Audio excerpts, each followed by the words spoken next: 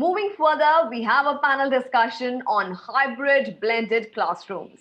I would like to invite Mr. T. Radhakrishna, Editor South ET Government, to moderate this discussion.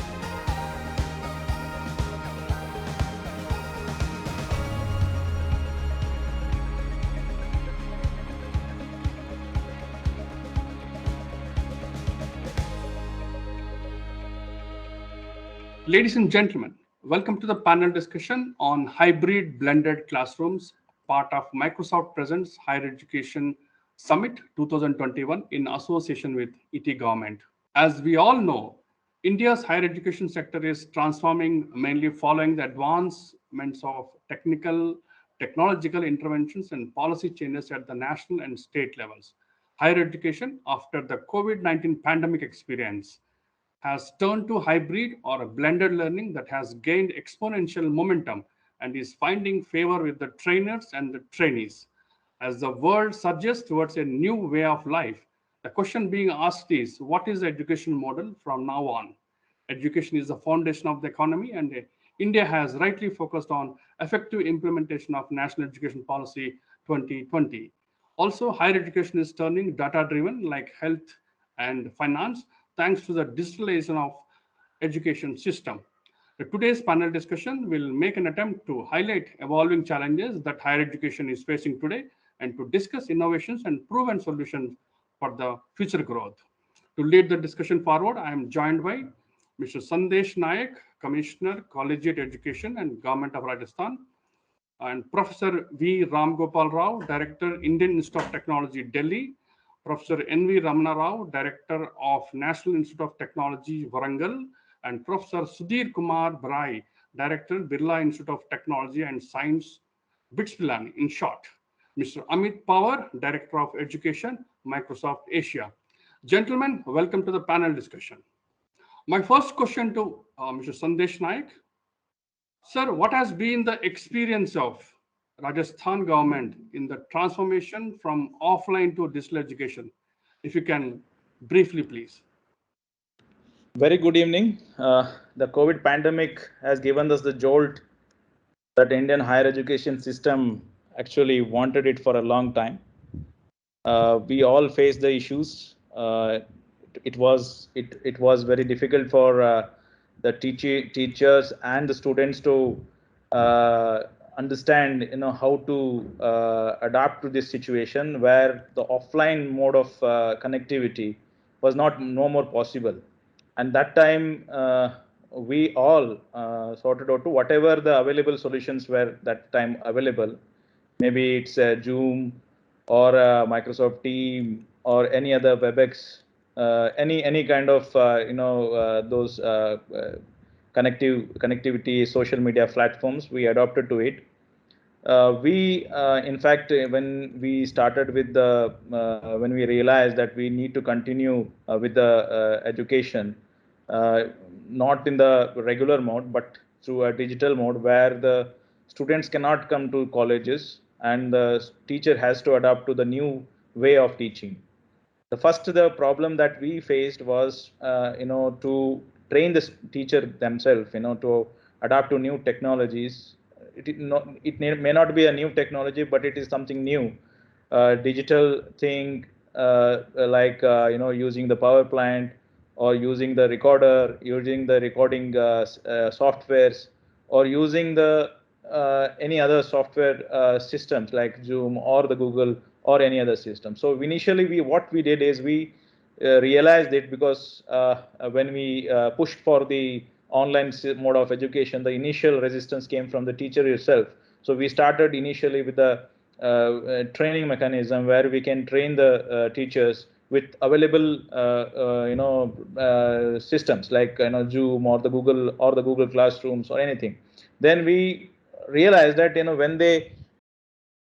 when they move to the digital platform, they copy the offline system. They go to the chalkboard and they start teaching in a similar way where the offline teaching has been taught. So we realized that we need to change the way in which we teach. So the online mode of digital transformation actually required transformation in the way in which we teach. So the training imparted to the teachers made them aware of the way in which we can, perfectly in a different way, and the teaching needs to be done in a very short span because the students' attention is very limited. So initially we trained around 3,000 teachers in using the digital platform. Later part, when we discussed also, we had an issue with the student acceptance. Students had the same issue of coming to the digital platforms. They also having an interactive problem and how to cope up with the the online system of education and whatever the mode may be, because every teacher were using a different platforms. So we try to engage them in a different way. We started using Google Forms to evaluate them, or we had a quizathon where we started conducting the quizathon where we can involve them in a quiz activity, and thereby giving them some kind of incentive to participate in the participatory learning, and making them available in a different platforms like in the app based mode, YouTube channels, Google Drive, or any other in system, like even WhatsApp groups were created because we cater to a large number of students. We cater almost 5 lakh, more than 5 lakh students, and we had to create a mentors, create the WhatsApp groups. We have to create section wise, teacher wise WhatsApp group to engage them. So this was a challenge, but anyhow the education system fastly adapted to all the challenges. But what today we are facing is, whenever the technology partner come, they come up with the old solution. So we require a different kind of a solution where we can engage the students. Like, for example, I was talking about the quiz that we conducted. When we conduct a quiz, we have a problem of concurrency. We cannot conduct quiz at like an annual exams or a monthly exam where we evaluate the students, whereby we assign them the degrees. We have a problem of concurrency. So such kind of issues are there. But anyhow, we adapted to the system. We introduced a very nice program called as a massive open online courses for skill-based vocational training by taking assistance from IIIT Quota, where a platform is developed.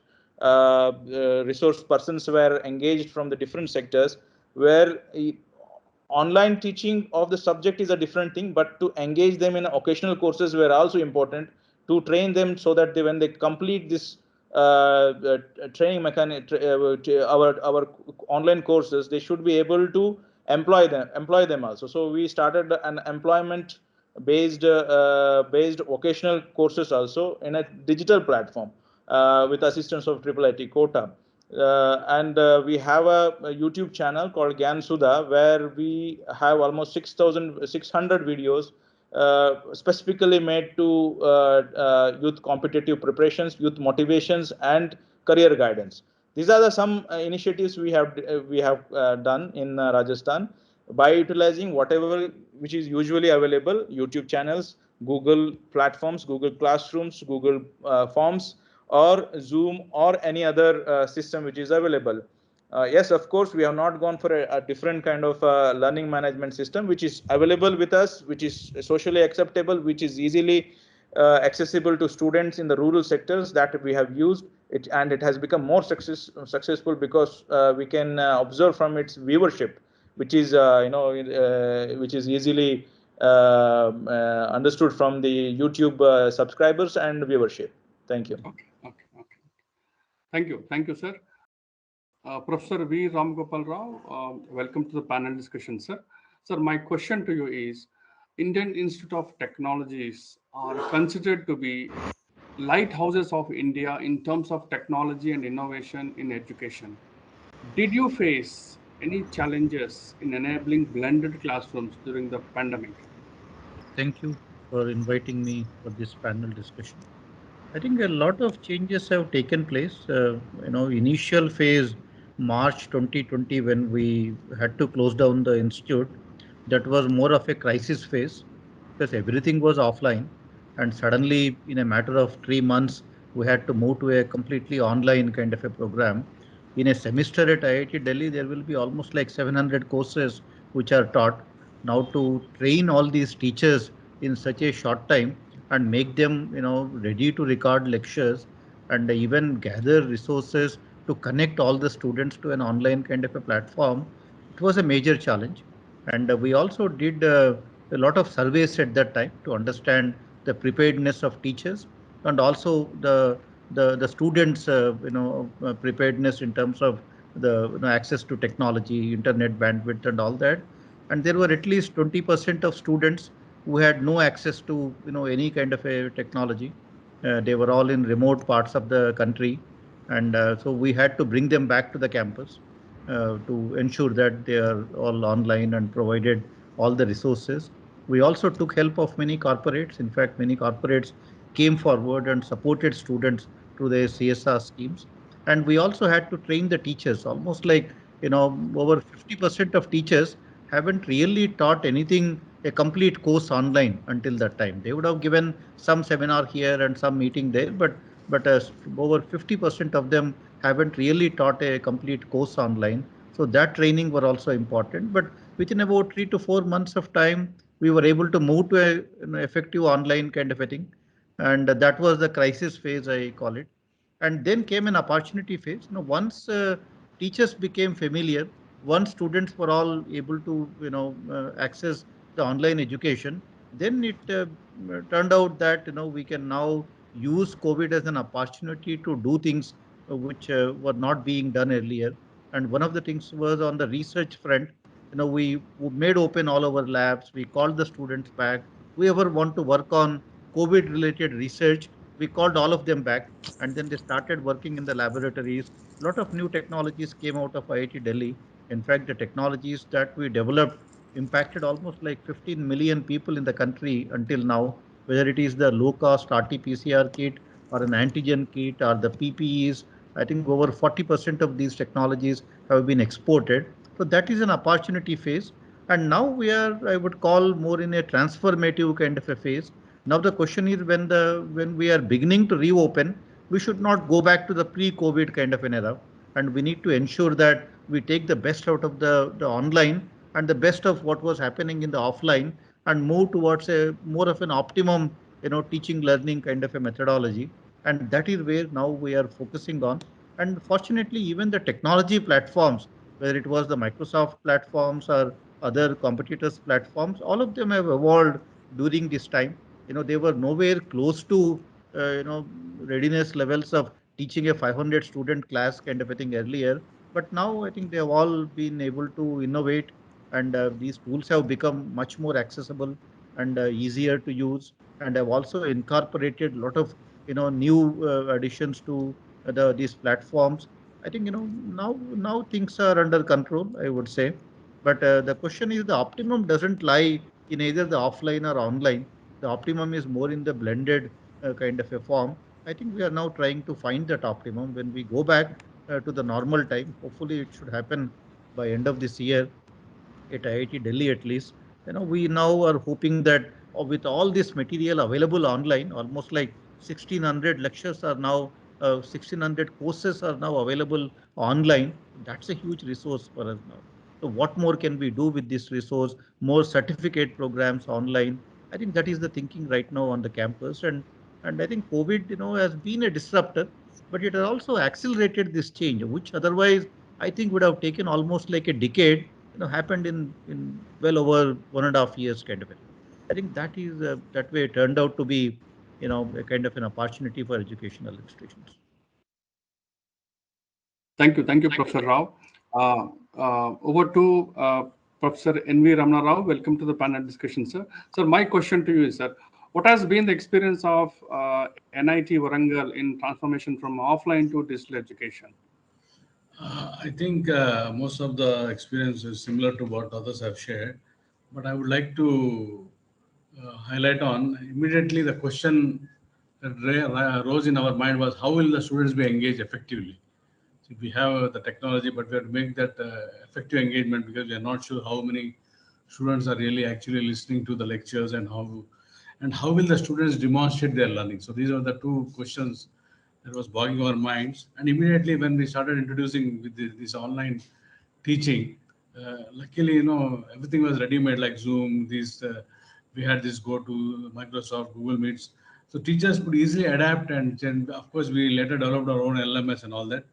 But the concerns that actually brought us was the students' access to internet was varying across the country. In fact, somebody, as Professor Ramgopal mentioned, some people were from rural areas, some people were from urban areas, but the access to internet was another one issue.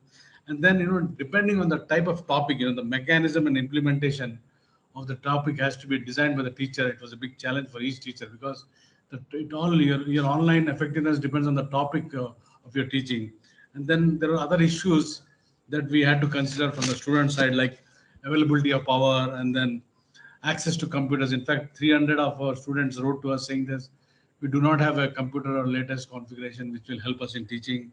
And then internet coverage and bandwidth was some people came up with problems like data usage charges. So all these were things which actually created initial hiccups, but later once it started implementing, we really found that teacher's role also changed. Now teacher, we became more of a facilitator, guide, enabler, or a co-learner, and it gave him an opportunity to innovate his teaching thing, and many new things were actually introduced. And in fact, I'm happy to share that many innovations came across the way during the teaching learning phase, and it gave us an opportunity to revamp our curriculum. So we could create a curriculum with lots of ways to learn the same content. We could create a curriculum with lots of levels to allow learners to go deeper at their own pace. Because this earlier, in the offline classroom, if there's a weak student, he could not go at his own pace. But this has given us an opportunity for us to create a curriculum with lots of levels to allow learners to go deeper at their own pace. And then, of course, because of this pandemic and this online medium, we could create a curriculum that can be consumed at any time, and irrespective of their location, the curriculum can be consumed anywhere. And also, this gave us an opportunity to revamp and create a curriculum with lots of perspective to address needs of different learners. See, somebody is doing something, so all these things gave us a lot of opportunity. And of course, the literacies that normally, in a regular face-to-face classroom is different from what we require in an online classroom. In an online classroom, we should require teachers who are familiar with, who have comfort and fluency in keyboarding and using computers, who are comfortable in finding and critically evaluating online information, who are very comfortable with multimedia literacy, because you have to make the lectures interesting. The biggest challenge the teachers were how to catch the attention of the students, because today more than 15 minutes to catch the attention of the students is difficult. And then with a lot of information available, we had a challenge to focus on how much the students can actually learn. This has given us an opportunity to do a lot of experiments, and really today I think we are very happy that even though there were disadvantages of one-to-one interaction between faculty and student got tricky, and really we don't know how many of the students really actually learned.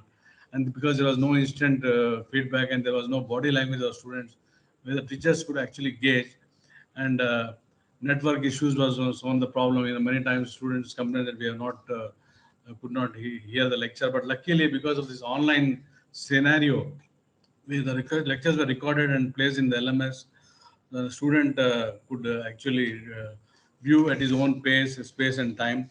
So it gives a lot of flexibility to the teachers, and also teachers have actually really persevered to make the lecture more interesting, because in online medium, you have to make sure that your lectures are very interesting. Otherwise, the students' interest totally drops down. Of course, there were several questions raised by the faculty to us before implementation, but I think we went through all those challenges easily. For example, now I can say that our experiences of introduction of this online is students felt more personal in their teaching and learning, and the teachers had a flexible delivery, and their role became more of peers and mentors rather than simply teachers. And they could actually give modular projects to the students, and students were evaluated immediately after the class instead of being examination at the end of the semester. So these flexibilities really changed the way actually we did to the students. And of course, with the availability of materials like an NPTEL and other online lectures, MOOCs, then open courseware and open educational resources, our teachers. So what we did, I actually gave to the teachers a lot of hardware supports, and then Of course, we created an LMS where the students and teachers can do content uploading, supporting self-study, supporting students learning at their own pace and time. And it also encouraged collaborative learning. And our biggest challenge was, examination. So we tried various experiments, and I can tell you that at NIT Warangal, we experimented with open book system. Then we went to a different type of examination like continuous evaluation, then group evaluation, and open book evaluation. So this gave us a lot of opportunity to do the experimentation. So the teachers really had to put their mind and effort in framing the questions. So that is the experience we had at NIT Warangal. Thank you, Professor. Professor Sudhir Kumar Barai, welcome to the panel discussion, sir. Sir, your initial remarks, what has been the experience of BITS Pilani in the transformation from offline to digital education, if you can please? Thank you so much. It's indeed a great pleasure to be here for this panel discussion. In terms of the kind of some of the experiences which IIT Delhi and NIT Warangal and of course in Rajasthan state which has gone through, more or less all the experiences are same. But let me just put it a different perspective how the BITS Pilani has handled the whole situation, particularly the transformation from offline to the digital education. BITS Pilani has the flagship program of a work integrated learning program where the 20,000 working professionals who are in different organizations. So we have already the online working platform, which is used for the education purpose. So when we hit by the pandemic that time, to move to the platform was very, very smooth transition for us because many faculty members, almost like 60% faculty members, have been offering various courses to this platform to the working professionals. So the training in terms of going the education through online platform was not difficult because that was something which was happening at BITS Pilani earlier. But as like the other places which are some of the challenges would be there in terms of some of the faculty member who has to be groomed so that they can move to the online platform very quickly. Fortunately, BITS Pilani has a teaching learning center, which is actually the governing body which actually takes care of the how do you really do the intensive teaching workshop and so on.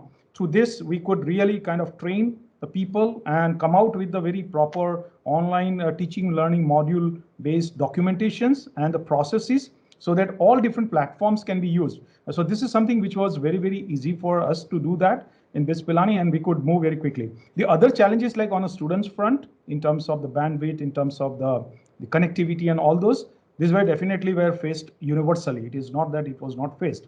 The other major issue was actually in terms of like when you talk about scalability, number of courses increases and then the kind of the amount of involvement for the faculty member, it would be there. It is going to be the humongous task for everyone. But then we need to actually handle that.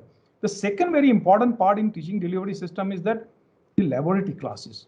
This is one of the most important part because we are an engineering science institute where the laboratory classes becomes very, very important. So we went like a threefold kind of a concept. One of like a virtual lab, we have BITS Pilani has developed what we call is a novel facility of a remote labs. So remotely the students can operate the labs and then those are the labs can be deployed. So these labs were used. Some experiments where the physical YouTube videos were created and those YouTube videos were made available to students. So as if like during the lab hours, they can go through the whole experiments and then what exactly is happening in that. They do not have a physical experience, but at least they are able to understand what exactly is this experiment is conducted and so on. And of course, there is virtual labs, basically. These are like created by the NMSCIT projects where there are virtual labs as well. So these are the ways we actually kind of took care of all the lab part of it, because that is also one of the most integral part, because one semester to another semester, when you move, you need to have a prerequisite of completing the experimental things. And I'm very happy to say that the BITS Pilani also extended this lab deployment through these 20 MOOCs courses to the 4 engineering domains in mechanical, civil, electrical, and computer science to almost like 250 students in NIT Mizoram. So during this time, we could at least do additionally to some students who are elsewhere, and we could help them. And to go further, we always made sure that they all recorded kind of content in terms of a theory or a lab classes were actually made available all the time to the students. So any point of time, even though they do not have a connectivity, or and whenever they get a connectivity, at least they have an access to that. The second most important part, I think I'm sure everyone is talking about, is the evaluation. So we need to actually change the evaluation scheme in terms of continuous evaluation. We need to be a very novel in that. So we come out with a very regular evaluation through quizzes, maybe the converted into a projects, term projects or seminars, or sometimes in terms of the assignments, which are take-home assignments and so on, so that we can reduce the large content, which is a time-bound evaluation, rather than having the learning through maybe collaborations or through the individual. So this is something which we adopted very quickly for evaluation mechanism. To go further, we went for final examination is a proctored solutions, which are commercially available.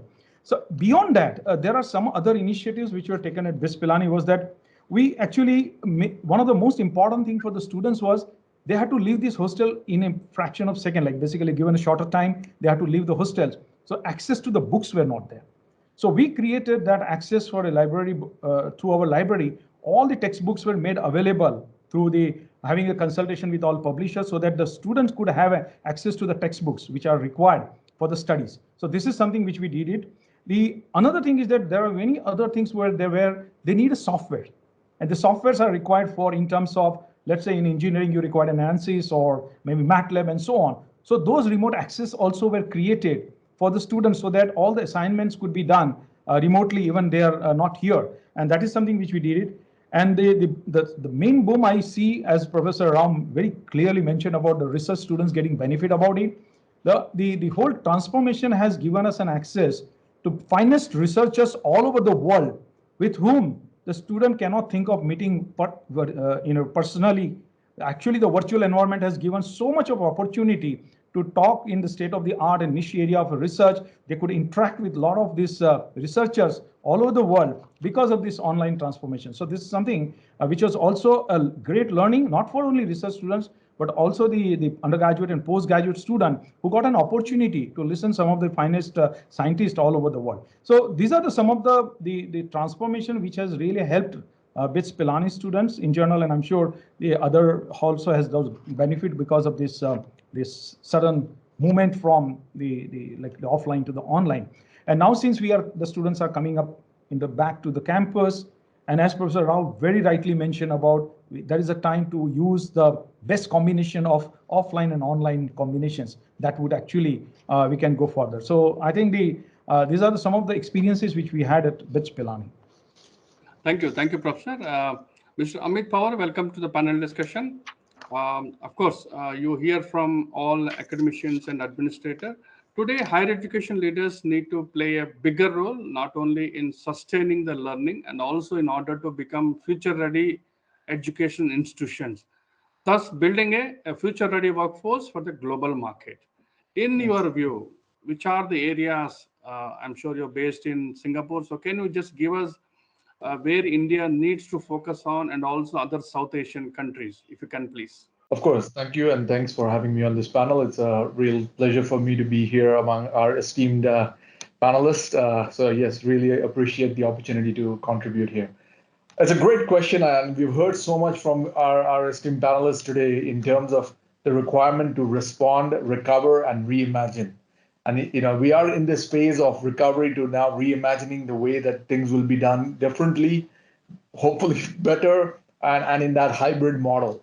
And what we've also noticed is during the pandemic time, which was 2019 to 2020, and then now into 2021, what we've also noticed is that we are moving to more of a skills-based economy, where skills are really valued, and skills come in various formats, whether they are formal education. Of course, there is research that is done at one end, but on the other end, we've got vocational and other mechanisms of education that will enable our students of today to become leaders of tomorrow and participate in the economy in a meaningful way. And so one of the ways that we are looking at this is we want to make sure that we have a more inclusive post-pandemic recovery, because access to technology also enables access to learning. And as we've heard from various panelists today, we are making that available online through various platforms. So we have launched our own skills initiative to help 25 million people worldwide. And we've achieved that in 9 months, right? We've gone to a point where we want to help more people in terms of learning, developing skills. And these skills are not just in the computer science field, as you would expect from a company like Microsoft, but also skills that are, getting them ready from the soft side of things in terms of soft skills and being able to collaborate in new ways, because now we're doing things remotely. How do you build rapport? How do you build engagement? How do you build that ongoing, kind of relationship over a internet connection like what we are doing today in this call? So I think those are new skills that we absolutely need to focus on. But definitely from a outcome perspective, what we've also noticed, and this is what Satya says, in 2021, every company is a software company, regardless of whether you're in logistics, whether you're in transportation, or you're a software company like Microsoft.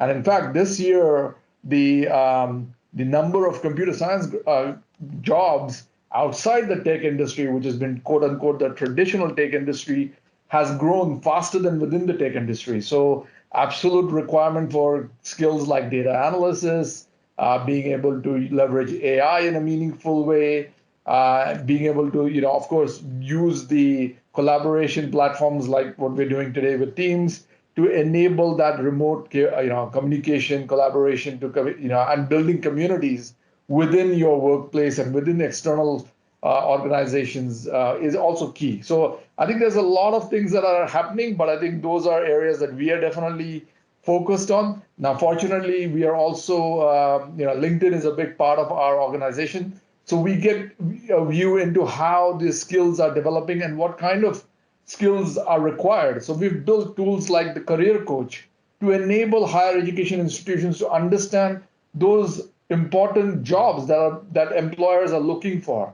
So it uses our AI and uses the graph to actually unearth what kind of skills are required for the jobs that are required in the market. And then we are helping higher education institutions to bring them together to say, hey, look, we see that there is a need for this particular skill, and maybe you want to, adapt, as we've heard from every panelist today, is adapt to meet those requirements in a very rapid way. So I think that's something that we are very focused on. But of course, we will also help our students as well as educators to respond with the right tools. So we've made our content available through Microsoft Learn and other platforms, and most of these are available for free. So that's another part of this whole commitment towards making that that thing happen as well. So that access to this whole thing is inclusive and accessible to everybody.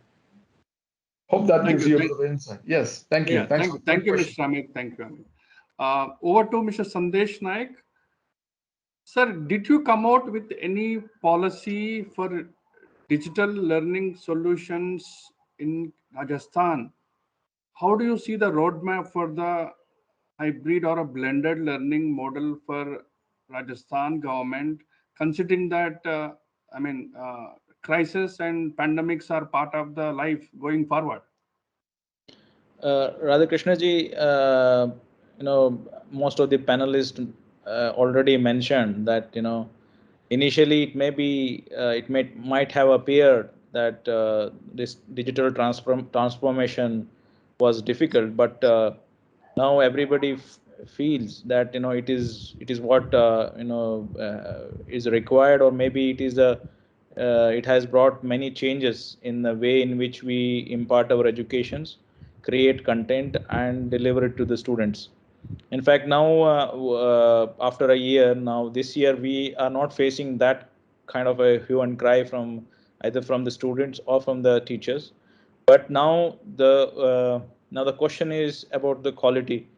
In the last year, we wanted everybody to create content and make it available to student.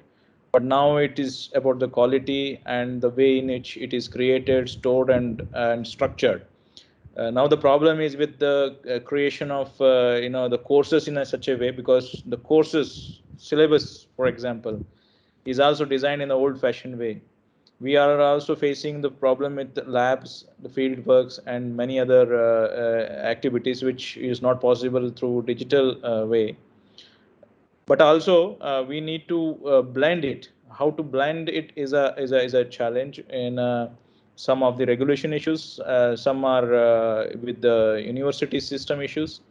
But we need to have a broad vision in terms of how we want to include this online education system in our in the curriculum in our examination system. For example, I am of the opinion that we should have an if you we have, because most of us are moving to offline system or the regular system of education. We should have a 80-20 or 60-40 system. We mandated that every university should move forward for a credit based system where the university should have certain amount of curriculum as the hardcore or the syllabus oriented, and 30 to 40% should be flexible one, where the digital content can be accessed, the digital contents can be made, credit systems can be made out of it, where you don't have the problem of hiring a new recruiting a new teacher in that particular stream. For example, we created this MOOC platforms specifically oriented to vocational training, involving naturalist training, nature guides training, handicrafts training. The resource persons are sourced from the academicians, field workers, and bureaucrats who have the long experience of all these subjects. Now these contents are very important. These contents can be grouped or blended with the regular courses, and the issues of the faculty requirement, like recruitment or the availability of the staffs in the colleges, can be addressed to these digital contents. Somehow some regulatory issues are still there because the UGC regulation mandates that certain numbers of hours of classes needs to be taken, students need to attend the classes, etc, etc, etc. So though we have mandated the universities are very independent, they are autonomous, they have full independence, they need to have that system built in place. That requires a lot of discussion among the academicians, but from the executive side, from the administration side, we have issued the directions for adopting credit-based system in all forms of all forms of courses, all forms of studies. Thank you, sir. Over to Professor Ram. Sir, how did you see the overall outcomes from a hybrid model, and how to enhance faculty and student engagement in the hybrid scenarios? If you can, please, sir. So far, it has been more of online. Hybrid is what we will now get into. But our biggest worry in all our institutions is, when COVID is over, we should not slip back to the pre-COVID period, that all classes now become offline and everybody goes to the classroom, delivers the same lectures, and I think that should not happen. So now at IIT Delhi, we are trying to institutionalize some of these changes, and that is also one thing which we are very keen on. For example, one good thing that has happened is all the content is available online now. Almost 1,500 courses are available online. Now we are also trying to convert every classroom into a studio. Now any lecture that you deliver will also be available to the students in the online format, of course to all privacy controls and all of that, so that the student can also learn it at his own pace, or it is her own pace, and keep up with the rest of the class. That is one thing that we are ensuring now, that we do not move back to the completely offline kind of a mode, and the flipped classroom kind of models where the content is available, so students will do the learning in their rooms, but they come to the classrooms more for more for having discussion sessions. So those sort of things now we are training our faculty, and many people are already taking recourse to this flipped classroom kind of models. That's also something that is happening now. But I think once the campuses reopen, things are going to be much better, because I think we would have found that optimum, from a completely offline to online, we will have a more hybrid kind of a model. So that will happen. And the laboratories anyway will all open. So another form of learning that will also happen. Now on a residential campus like IITs or BITS or NITs, we have a lot of peer learning that happens. People learn by interacting with each other. That part also will happen. And of course, the lecture part of it being hybrid, students can learn at their own pace. So that will only enhance the learning component.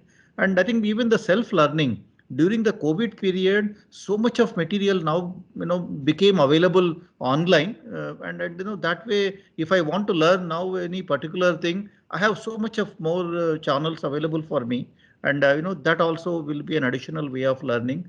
I think our campuses won't be the same again, because in every aspect, the COVID has only enhanced or opened up multiple opportunities for us, and our goal is now to ensure that we institutionalize some of these changes, so that when we come back to the regular kind of a learning on the campus, I think everything will only get enhanced, and that will be a much better environment to be in than the pre-COVID kind of an era.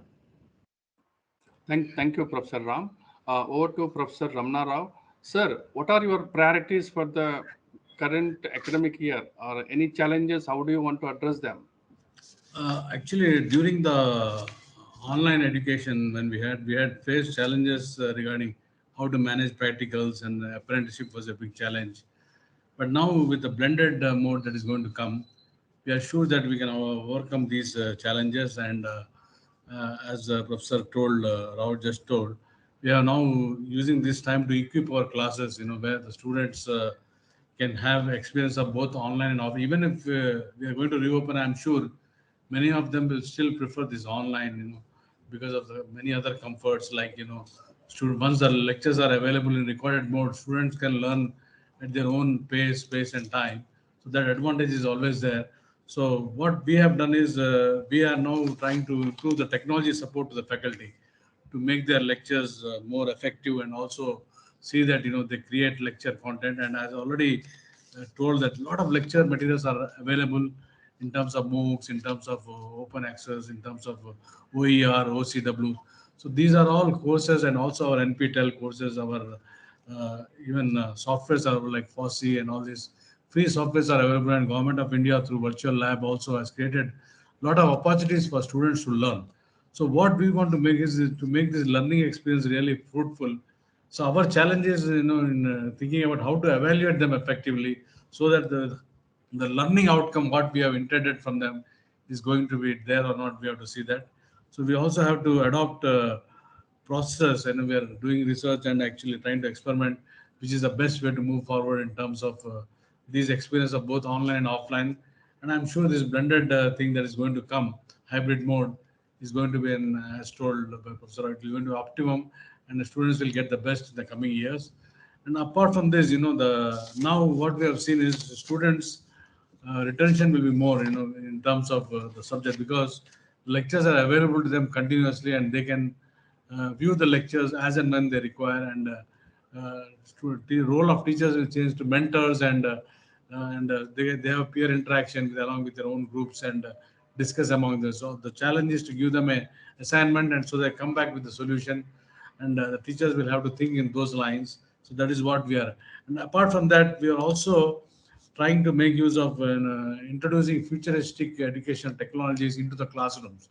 So that is one of the biggest challenge, like using augmented reality and virtual realities, and then making use of flexible displays, LCD, multiple displays, so that the student can really have a good experience of learning, and he will feel, like, picture is worth 1,000 words.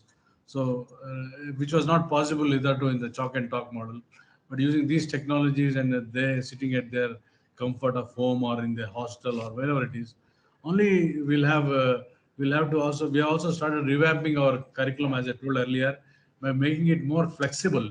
And student can choose their courses, they can choose the courses according to their interest, and they can also choose the mode they want. It can be offline, or some of the, what we are trying to do is, we'll have a session for clearing their doubts, but the basic thing, the background material will be sent to them well in advance, like in the flipped class mode. And also we want to do a lot of experiments right now, But I'm sure that this mixed mode is going to be the best way forward, better than the regular chalk and talk and online. So this combination of these two will be a good thing for the students. That is my experience. Thank you, Professor Ramana Rao. And over to Professor Sudhir Kumar Barai. Sir, what are your top priorities? The top priority, you can understand, like the creating the hybrid model, and where actually you can use the best of the both world. And let me just share with you the kind of the philosophy which is followed at BITS Pilani is that there is a zero attendance policy. So the student need not come to the class, and they will learn through the peer learning from there. Whenever they feel like going to the class, they will attend the class. But what has happened because of this pandemic, now since the content has been created and the content which will be readily available, even though the student who was not going to the class, instead of now learning from his friends, now possibly he has the content available to him, which is in a digital form, which would be basically would be available along with the peer learning. So both things will happen as the best of the both world will be available to him. One of the major other thing which is kind of bothering us all the time is that the screen time which is increasing. Like sometimes you are in front of a terminal for a long time when you are kind of having courses which are on online courses and so on. That is something where our priority would be that how we can modularize the teaching modules instead of just having a 55 minutes or 50 minutes modules, how we can make it very modular so that just a 15 minutes and then the rest of the things, thought process goes over. The next one is like Professor Ram Gopal Rao mentioned about the flip learning. That is something which actually has happened already during this pandemic time, where some of the teachers who adopted this flip learning model means instead of giving a lecture live, they recorded and they made it available to the students. And after that, they went to the class for just a doubt clearing thing. And it was very well appreciated by the students. Only thing was the teacher had to pre-record it before it is kind of, they go to the class. So this is something which is also we are working on it. But one of the major challenge which I personally see now at this point of time is that can we create a seamless platform for online archival? It means that I take the class and then the whole thing gets recorded and then gets the portal gets created automatically. The lecture wise, I break into the small segments. And if that kind of a platform is created, then something that would be useful to the students as well. One more thing which is very important is that now since the students are coming to the campus, so they have basically now an opportunity which was missing big time on online is the interpersonal development, participation in extracurricular activities, because beyond the classroom also there is a many learning which happens, and that is something which is very important. So at this point of time, looking at the digital learning platforms and going into the online and offline hybrid mode is actually the way forward, and that is what we are expecting that the BITS Pilani would be able to immensely leverage on this new direction which has come up for all of us. Thank you, Professor Sudhir Kumar Barai. Over to Mr. Amit Pawar. India has a combination of education institutions such as institutions of national importance such as IITs, esteemed institutions such as NITs, and other prominent such as central universities and state universities and other private and deemed to be. What, according to you, an ideal roadmap for the hybrid blended classroom approach or a model, if you can, please? Sure, absolutely. I think this has been a great conversation, and in the last few questions, I think we've heard a lot about the different approaches from policy through to technology that different institutions are taking. I think that's a great approach in terms of having a holistic view rather than just concentrating on one or the other. And to enable that, for example, at Microsoft, we have created what is called the Education Transformation Framework, which incorporates all of these aspects, from the educator readiness to policy to what kind of devices, how does the environment become more intelligent, and all those aspects that go into making both a physical and a virtual environment, which is now becoming hybrid, to come and be possible and really be something that everyone wants to participate in.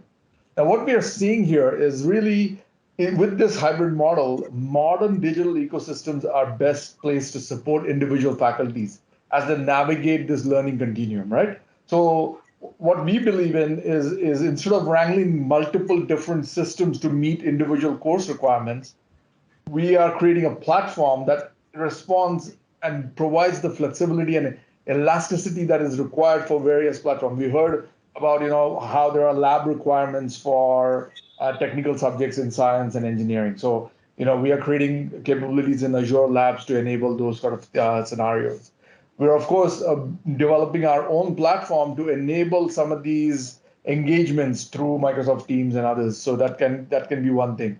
But what we've noticed really, and this is one of the worrying factors, is that in 2020 and in late 2019, we noticed that cybersecurity has become a big problem in education. In fact, education as an industry overall worldwide is the number one industry that is under attack by cybersecurity threats, be that malware, be that ransomware, because there's a lot of data to be mined from our universities and institutions, which is both IP that is generated, but also information about the people, which is also something that we need to be very careful about. So one of the things that we talk about is, yes, how are we introducing technologies that are being, and we heard that everyone had to be nimble and adapt technologies that were available to them at that time. But that has created a lot of fragmentation, right? And this has created a lot of data silos about where does the engagement happen. So do I go to tool number one, tool number two, or where do I go to get that holistic view? So one of the things we did was we built data insights into Teams so that you know how that engagement happens. What's the impact of this engagement to the grades that the students are getting? And we are using AI to also help you unearth that information about the students' engagement. So we're not relying on the educator to actually do the end kind of reporting. So it's as we heard, some universities saying zero attendance, great, but at the same time you want to be able to measure the engagement, right? And how well is that leading to better learning and teaching outcomes, right? How are we enabling this, secure collaboration between organizations, between universities in India, and perhaps even, universities and institutions outside of India, in a secure, well-managed environment, right? Because at the end of the day, new technologies are developing like IoT, AI, blockchain, augmented reality, and in the very near future, quantum computing. These are areas where we feel our technology platform really brings together the best of what's happening and what we've learned from the offline, which has been our heritage as well, but now bringing that to the cloud and online as well. So we firmly believe a modern integrated cloud technology platform really brings a lot of promise from a cost-saving perspective, security perspective, insights perspective. Also gives us new opportunities to look at workloads like online, testing. So I've heard a lot from our panelists today that we need to do online testing. We are working with partners to enable AI-powered features like 360-degree room scans, student authentication, remote proctoring tools.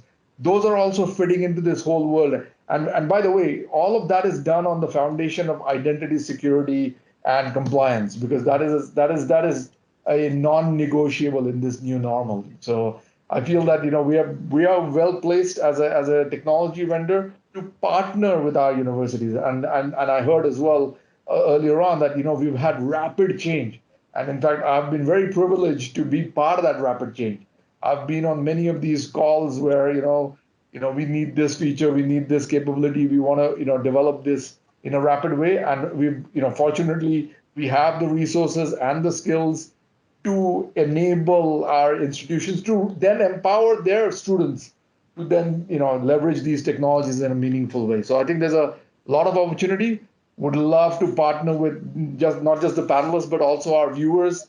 If they have any questions or opportunities for us to engage with them, please reach out to your Microsoft representative, or if you're working with a partner of Microsoft, please continue to do so and engage us where we can, because we do bring in not just the technology piece, but also the best learning from 165 countries where we operate. And we are learning from, as I said at the beginning of my call, we learn from esteemed panelists and many other academics who are informing how we need to develop our platform, how we need to develop this, the content and other things that will help our students be better leaders tomorrow. Hope that gives you a bit of an insight into how we are approaching this.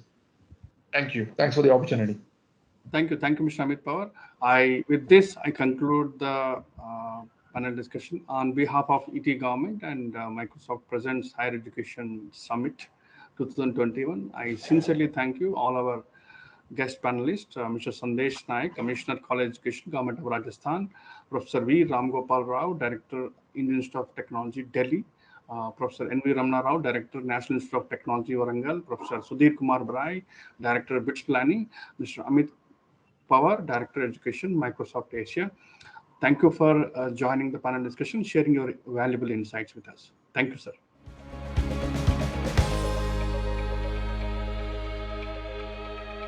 Thank you everyone for our riveting discussion around hybrid blended classrooms.